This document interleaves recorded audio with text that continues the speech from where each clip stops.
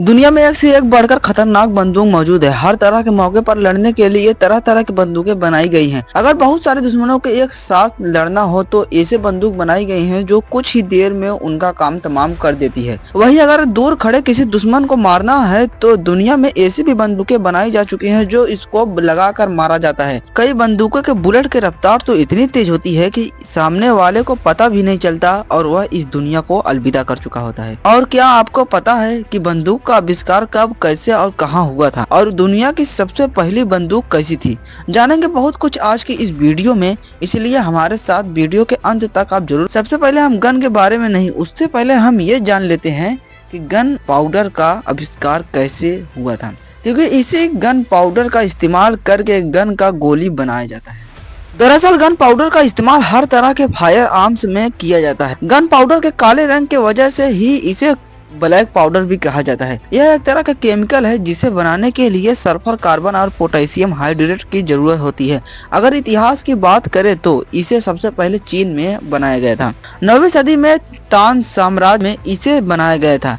Gun powder का इस्तेमाल लोग खुशी और जश्न के मौके पर धमाके करने के लिए किया करते थे। हालांकि उस समय इसे लेकर कई तरह के एक्सपेरिमेंट भी किए गए, जिसमें से एक बार कुछ लोगों ने बांस के एक लंबे खोखले पाइप में गन पाउडर और उसके साथ छोटे छोटे पत्थर के टुकड़े डालकर पाइप में ऊपर से छेद करके उन्होंने गन पाउडर में आग लगा दी। जिसके बाद जो रिजल्ट देखने को मिला उसने एक नए चीज का जन्म दिया। दरअसल जब पाइप छेद करके गन पाउडर में आग लगाया गया तब उसमें डाले गए पत्थर बहुत ही तेजी के साथ सामने की तरफ से बाहर निकले, जिसे देखने के बाद उन लोगों के मन में एक खतरनाक हथियार बनाने का तरकीब आया। भाई, जब तोप अस्तित्व में नहीं था तो लोग युद्ध के लिए तीर और धनुष का इस्तेमाल युद्ध के लिए करते थे। तीर दुश्मन से लड़ने के लिए मदद तो करती थी, लेकिन ये बहुत ज्यादा कारगर नहीं थी, क्योंकि तीर और धनुष की मदद से इसे ज्यादा दूर तक नहीं भेजा जा सकता था। और उसके बाद तीर को और अधिक गति देने के लिए चीनियों ने गन पाउडर का इस्तेमाल करना शुरू कर दिया और एक नया हथियार बनाया, जिसमें वो एक लंबे खोखले बाम्बू को लेकर उसमें गन पाउडर को भर देते थे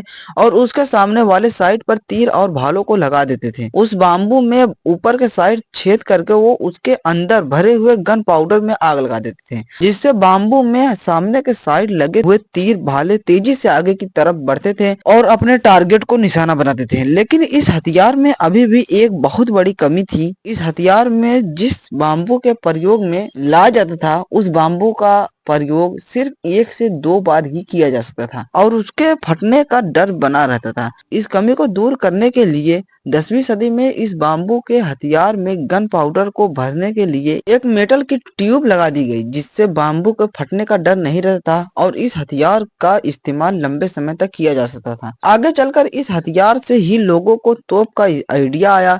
जब 13वीं सदी वह टाइम था जब गन पाउडर बनाने का तरीका चीन से यूरोप तक पहुंच गया। कुछ इतिहासकारों का मानना है कि गन पाउडर को चीन से यूरोप पहुंचाने में मंगोल आक्रमणकारियों का योगदान रहा है, जिसके बाद यूरोप में छोटे छोटे तोप बनाए जाने लगे, जिन्हें हाथ में पकड़कर एक आदमी द्वारा चलाया जा सकता था। इस तोप को उस समय आर्कुबस नाम दिया गया था। लेकिन जैसा कि हमने आपसे बताया, यह असल में हाथ वाली तोप थी, ना कि कोई गन।